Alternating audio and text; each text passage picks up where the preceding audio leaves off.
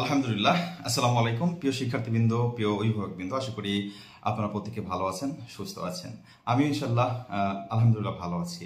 তো একটি বিষয় আপনাদের মাঝে আলোচনা করার জন্য উপস্থিত হয়েছি, সেটি হচ্ছে আমরা বর্তমান যে পরিস্থিতিতে আছি, তো এক কথায় বলতে গেলে শিক্ষার্থীদের সাথে বলতে গেলে আমরা এক কথায় হচ্ছে বিজয়ের দ্বার প্রান্তে পৌঁছে গেছি।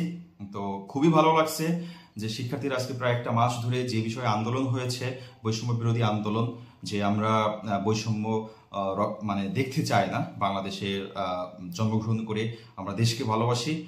তো আজকে যে পরিস্থিতি, সেই পরিস্থিতিতে আমরা দেখতে পাচ্ছি কোনো একটা সিদ্ধান্ত আসবে, আর যে সিদ্ধান্তটা হচ্ছে আমরা সম্পূর্ণই আশা করতেছি যে বাংলাদেশটাকে সুরক্ষামূলক একটি সিদ্ধান্ত এর ভিতরে আসবে। সেটা হচ্ছে যে সেনাবাহিনী যে কার্ফিউ চলছে, সেনাবাহিনী একটি আশা করি একটা সমাধানে নিয়ে আসবে। আর স্যালুট বাংলাদেশ সেনাবাহিনীকে, যে তারা বিষয়টা হয়তোবা শিক্ষার্থী বা সাধারণ মানুষের যে মনের কথা, সেই মনের কথাগুলো হয়তোবা তারা বোঝার চেষ্টা করেছে বা করতেছে, যার কারণে হয়তোবা সাধারণ মানুষের পক্ষে সেনাবাহিনী রয়েছে।